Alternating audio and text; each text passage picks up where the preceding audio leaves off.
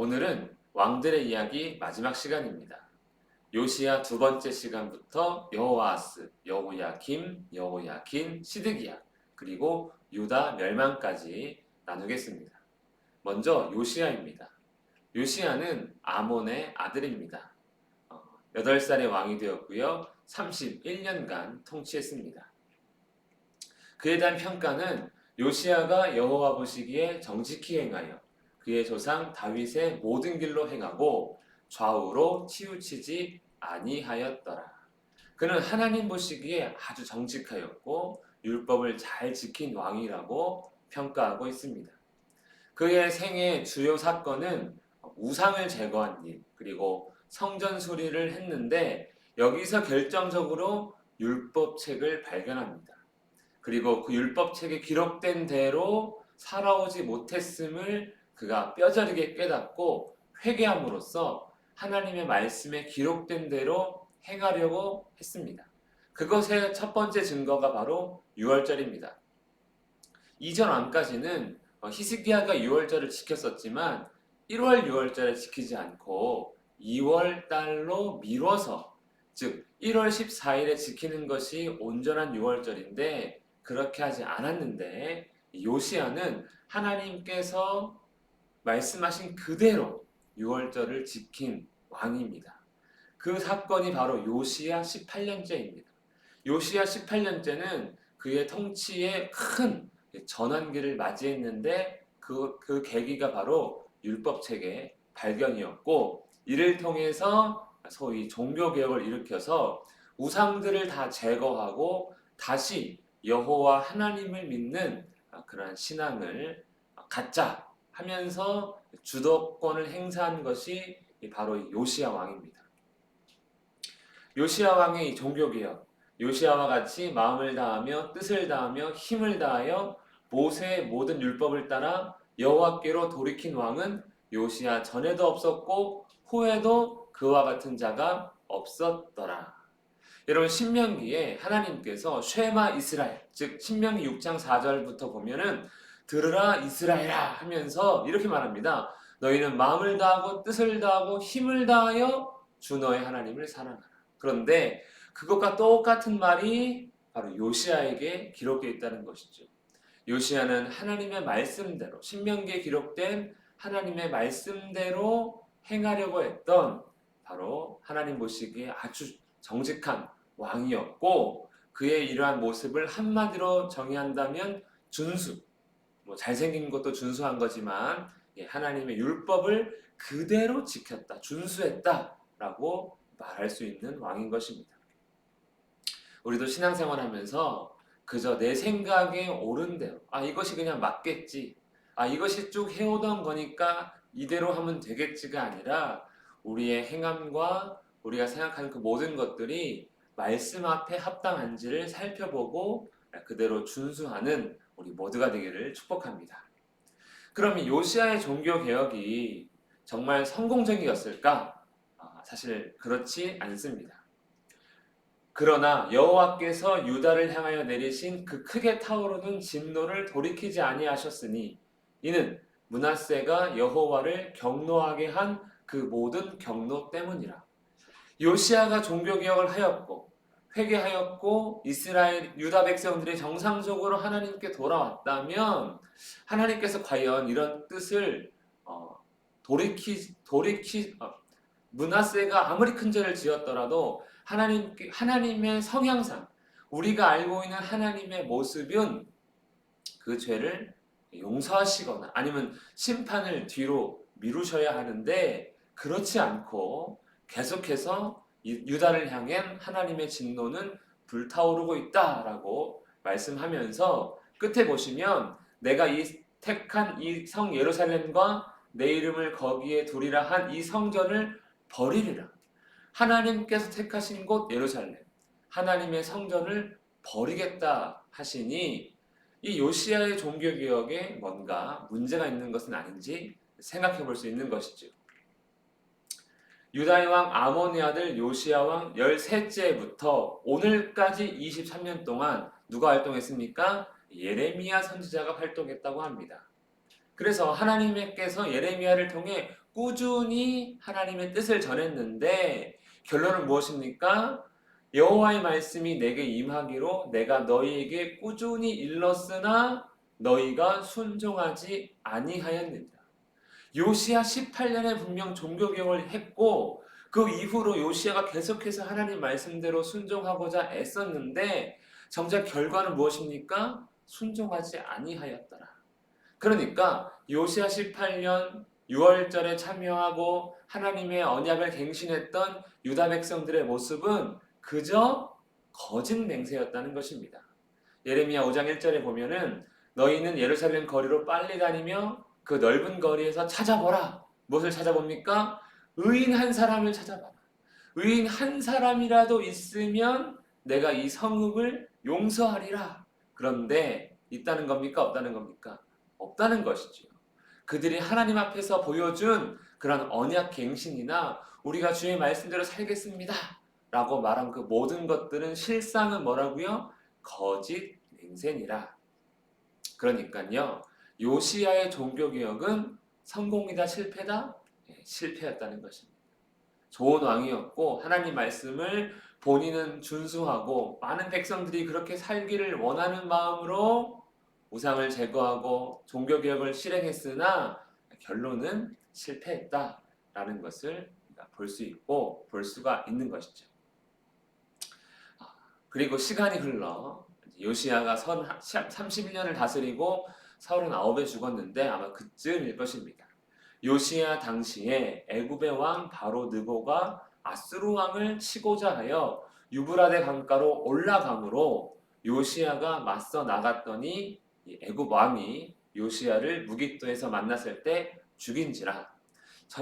역사를 보면 아수르 왕을 치고자 올라간 것이 아니고 이 바로 느고가 아수르 왕과 연합하여 바벨론과 전쟁을 벌이기 위해 올라가던 그 길을 요시야가 막은 것입니다.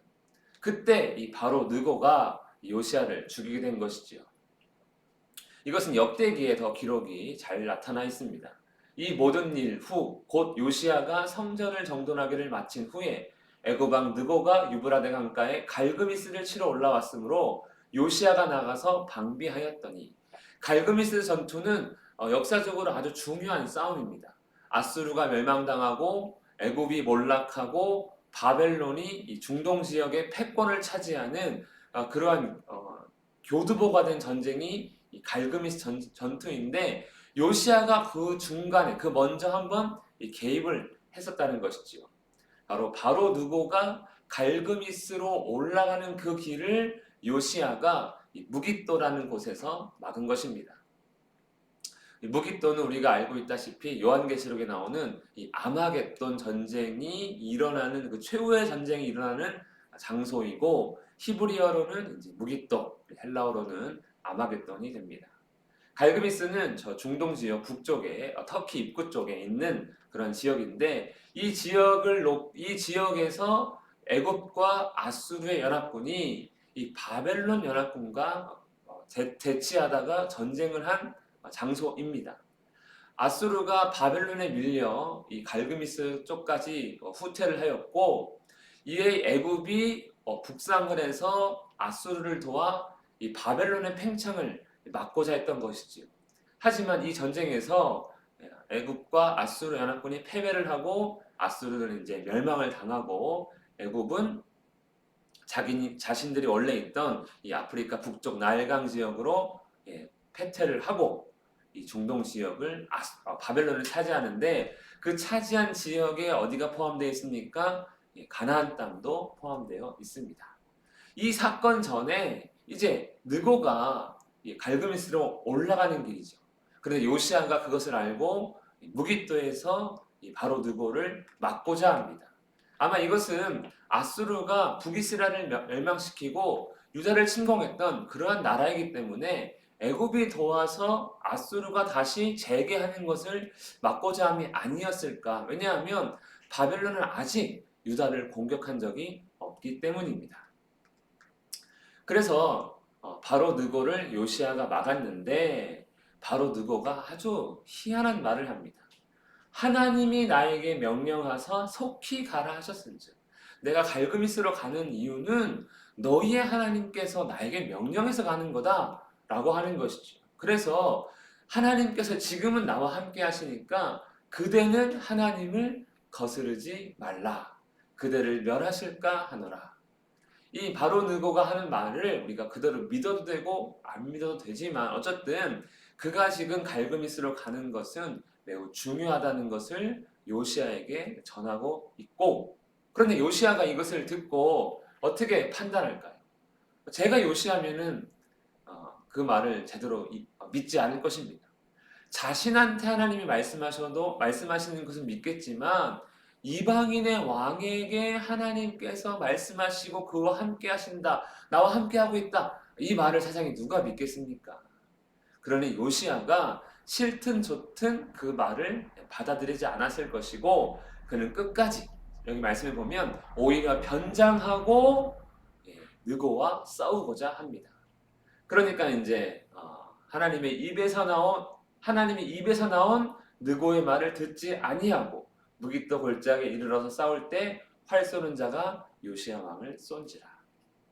느고의 말을 듣지 않은, 그것이 하나님의 말씀이었다고 가정한다 해도 어쨌든 요시야는 느고의 말을 듣지 않았고 결국 요시야는 활을 맞게 되고 예루살렘으로 퇴각해서 거기서 죽게 됩니다. 예루살렘이 이른 후에 그가 죽으니 그의 조상들의 묘실에 장사되니라. 예루살렘으로 있던 이 요시야가 갈그미스로 올라가는 이 바로 느고를 막은 것이죠. 여기서 활을 맞고 후퇴하고 죽게 되고 애굽은 갈그미스로 올라가서 전쟁을 했습니다.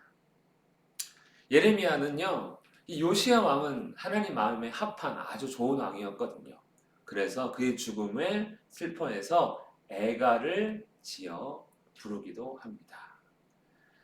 요시야의 신하들이 그의 시체를 걷어 장사하고 그리고 요시야의 아들 여호아하스를 새로운 왕으로 세웁니다. 여호아하스입니다. 여호아하스는 요시야의 아들입니다.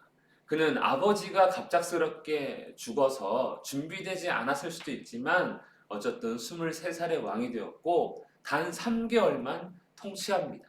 말이 3개월이지 왕 위에 앉아서 바로 내려온 것이지요. 그가 3개월간 보여준 모습, 하나님 보시기에 악하였더라. 아마 이것은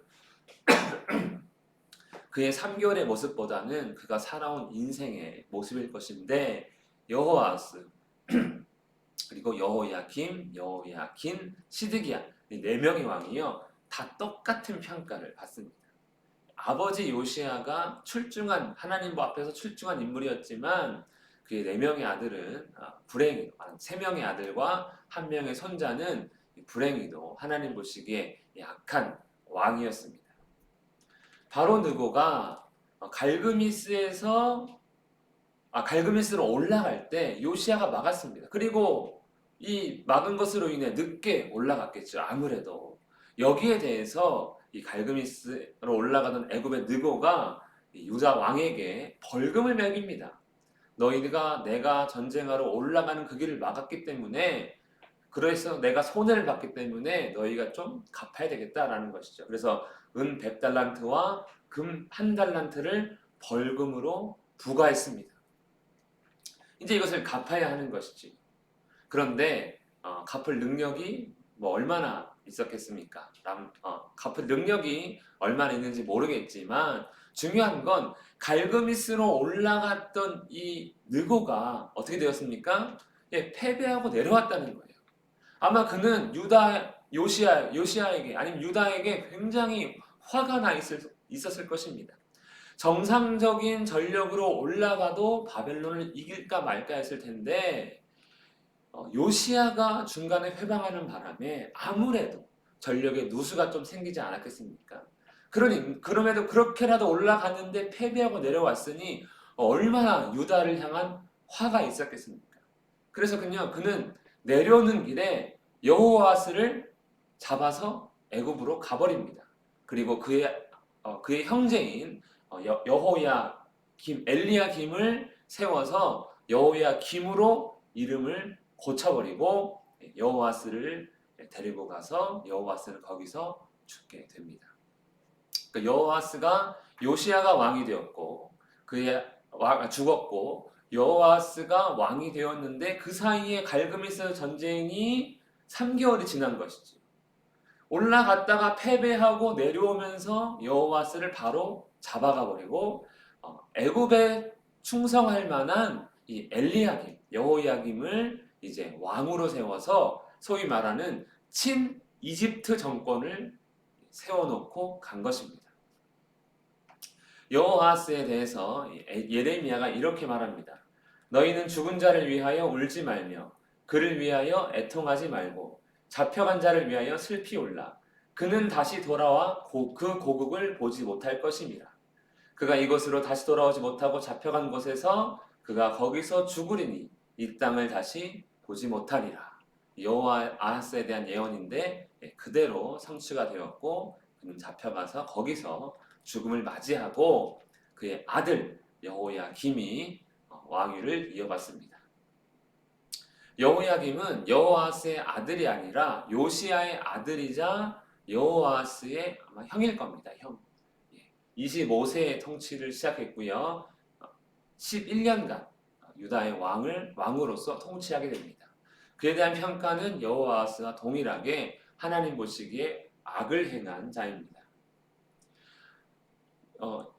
애굽의 바로 느고가 전쟁에 대한 책임으로 아까 은 100달란트와 금 1달란트의 벌금을 때렸는데 그 벌금을 이제 이 여호야김이 갚아야 하는 것이죠. 그래서 왕궁에 아마 재정이 넉넉하지 않았기 때문에 백성들 각 사람의 힘대로 액수를 정하고 은금을 징수하였더라. 아주 그냥 점잖은 표현으로 그냥 능력껏 내라 한 것 같지만 예레미야서에 기록된 이 여호야김의 모습을 본다면 아마 강제적으로 거의 강탈하다시피 아마 백성들의 재산을 빼앗았겠구나 우리가 생각할 수 있습니다. 그러나 예레미야가 평가한 예레미야가 여호야김에 대한 말씀인데 내 도는과 마음은 탐욕과 무죄한 피를 흘림과 압박과 포악을 행하려 할 뿐이니라.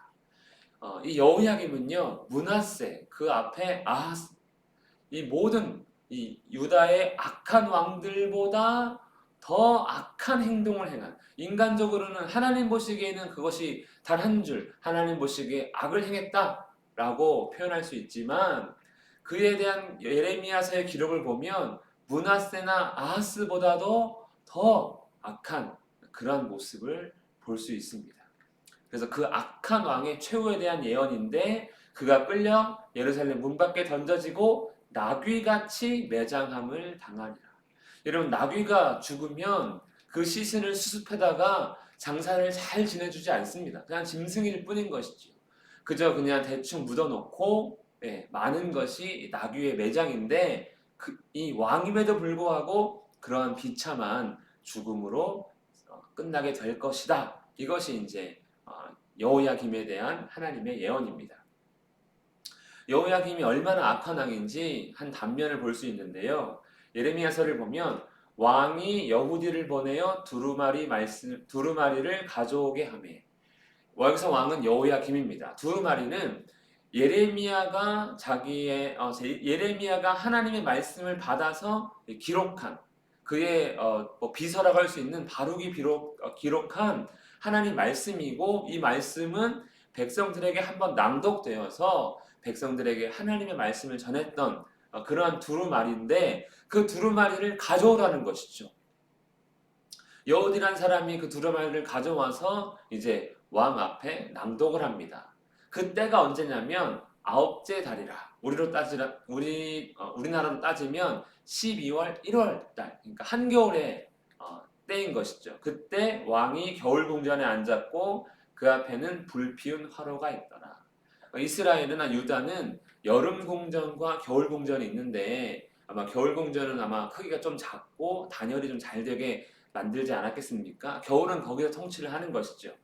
거기에 이제 화로를 피워놓고 이제 여후디가 예레미야가 기록한 하나님 말씀을 낭독합니다. 낭독을 시작한 것이죠.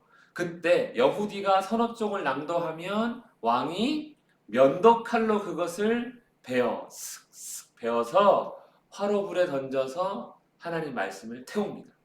여러분 이런 왕 본 적 있습니까? 아무리 악한 왕도 그냥 하나님 말씀에 불순종하면 불순종했지 그 말씀을 불태운 왕은 듣도 보도 못한 왕입니다. 듣도 보도 못한. 자기 아들을 불 가운데 던진 왕은 있어도 이거 하나님을 불 가운데 던진 왕 아닙니까? 이 여호야김이 얼마나 악한 왕인지 우리가 볼 수 있는 것이죠. 보통의 왕들은 하나님 말씀이 선포되면 옷을 찢고 회개하는데 이 왕은 전혀 그러한 왕이 아니라 하나님 말씀을 불태우는 하나님을 완전히 업신여긴 왕이었습니다. 그러니 하나님께서 이 유다를 향한 진노를 돌이킬 수가 없는 것이죠. 그때 당시 여호야김 당시는 이제 바벨론이 중동의 패권을 차지했다 했습니다. 외국 왕이 다시는 그 나라에서 나오지 못하였으니 바벨론이 다 차지했기 때문에 이제 나일강 유역만 겨우 차지하고 있는 이집트가 된 것입니다. 그래서 패권은 이제 이집트, 이스라엘 가나안 땅의 패권은 이제 애굽에서 바벨론으로 넘어가게 되었습니다. 그러면 정상적으로 이 바벨론에게 잘 보여야 나라가 유지가 될 수 있는데 여호야김은요 그렇게 하지 않았습니다. 여호야김이 3년간 바벨론을 섬기다가 배반을 합니다. 그러면 바벨론이 가만히 있을 수가 없는 것이죠. 그래서 바벨론 왕 느부갓네살이 그를 예루살렘을 공격해서 드디어 여호야김을 잡아서 바벨론으로 잡아가고 그리고 성전의 기구 일부를 가지고 갑니다. 이것이 이제 우리가 알고 있는 1차 포로입니다. 1차 포로. 아마 이때 다니엘과 세 친구도 잡혀갔을 것입니다. 그렇게 이제 여호야김은 포로가 되어서 죽음을 맞이합니다. 그러므로 여호와께서 유다 왕 여호야김에 대해서 이와 같이 말씀하시니라 그에게 다윗 왕위에 앉을 자가 없게 될 것이요 그의 시체는 버림을 당하여 낮에는 더위 밤에는 추위를 당하리라. 나귀같이 매장당해서 최후를 맞이한 여호야김이고 그의 아들 여호야긴이 왕이 되지만 그도 3개월만 딱 왕위에 앉아 있다가 포로로 잡혀가고 더 이상 왕권이 이어지지 않는 그러한 일을 맞이하게 되는데 바로 그에게 여호야김의 후손으로서 다윗의 왕위에 앉을 자가 끊어지게 되는 것입니다. 그리고 그를 이어서 잡혀가서 죽게 되고 그를 이어서 여호야긴이 왕이 됩니다. 이 바벨론 왕 느부갓네살이 여호야김을 잡아갈 때 그의 아들을 이제 왕으로 세운 것이죠.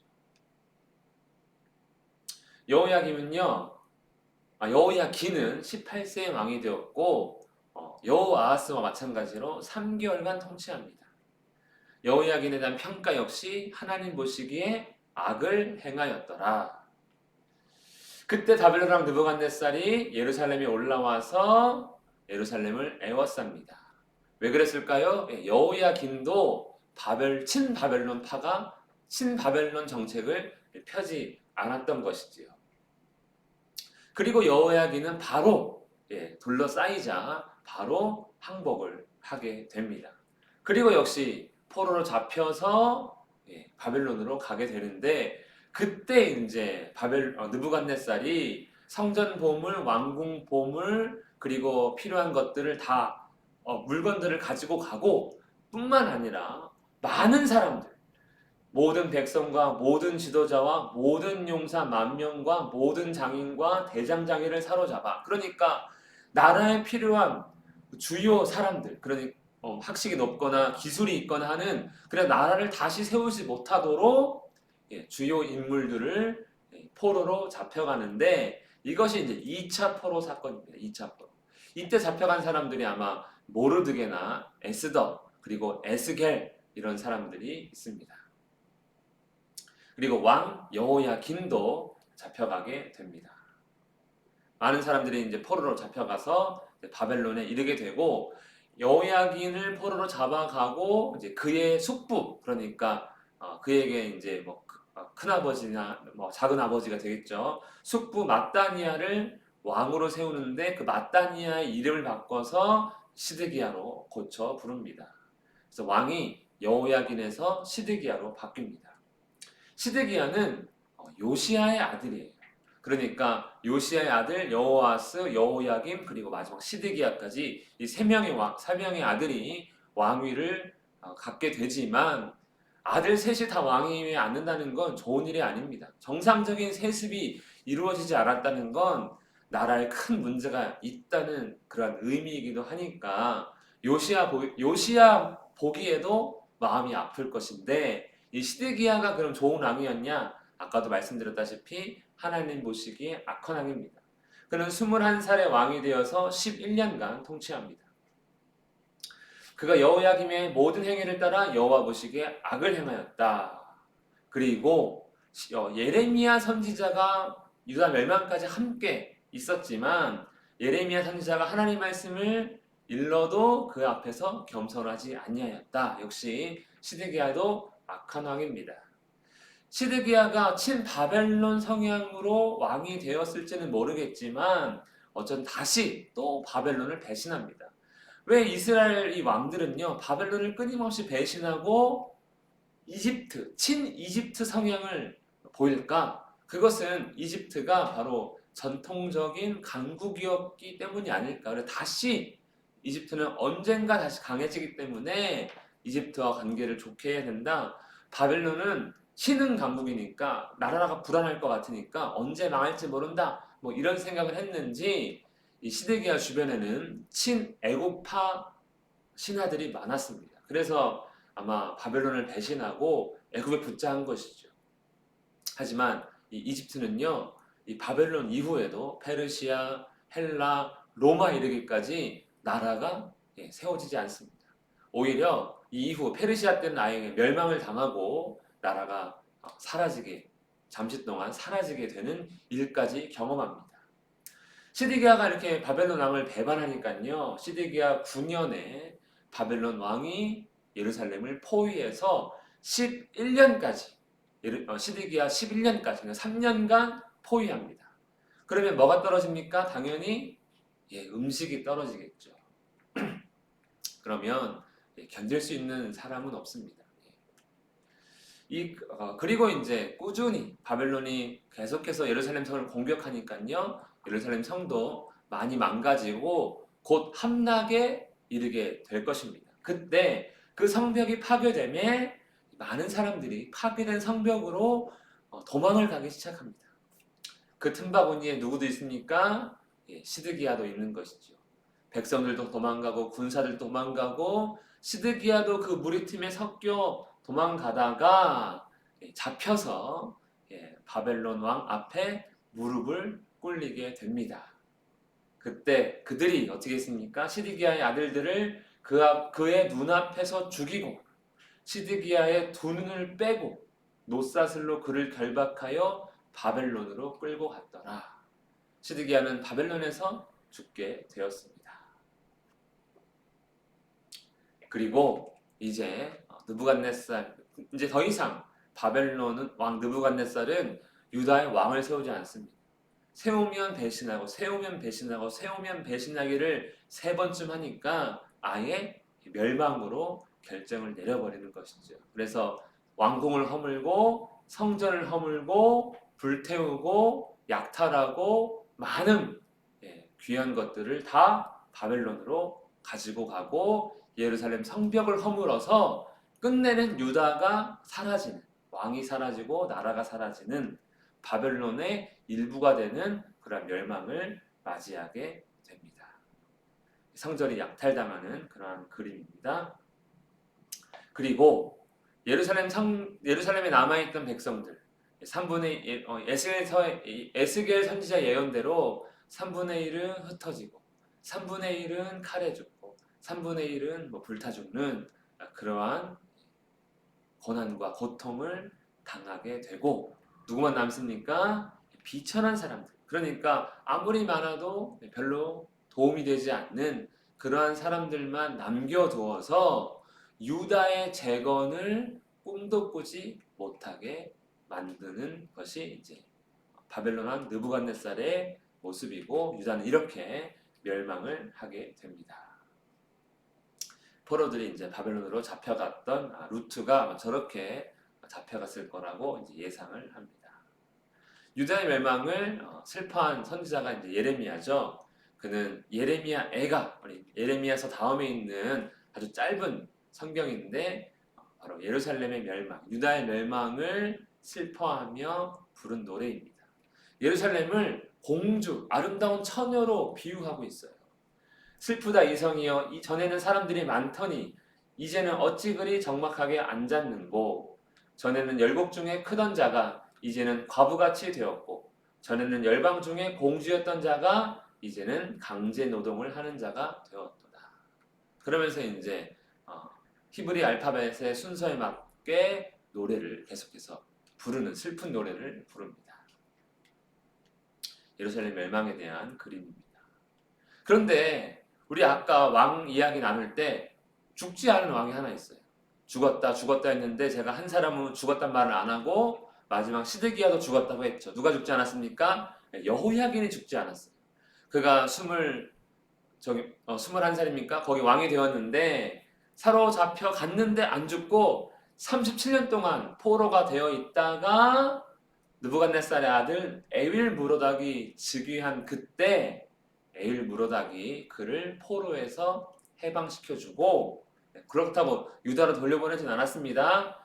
그가 왕궁에서 에윌 무로닥과 함께 밥을 먹을 수 있게 해주는, 포로의 지위에서 왕과 버금가는 지위로 높여주는 그러한 은혜를 누리게 됩니다. 석방이 된 것이죠. 그는 단순 석방이 아니라 지위도 어느 정도 보장해주는 그러한 석방입니다. 진노 중에 하나님이 지금 긍휼을 베푸시는 그 모습을 통해서 아무리 유다가 하나님 앞에서 큰 죄를 지었고 하나님이 진노했을지라도 그럼에도 자기 백성을 살피시고 돌보시고자 하시는 하나님을 우리는 유다 멸망 이후에도 엿볼 수가 있습니다. 그래서 굳이 결론을 하나 내리자면 이것이죠. 사람이 무엇으로 심든지 그대로 거두리라. 유다가 심었던 것, 북이스라엘이 심었던 것 무엇이었습니까? 결국 하나님을 떠나고 죄를 심고 불의를 심었더니 결국 다 멸망이었다는 것이죠.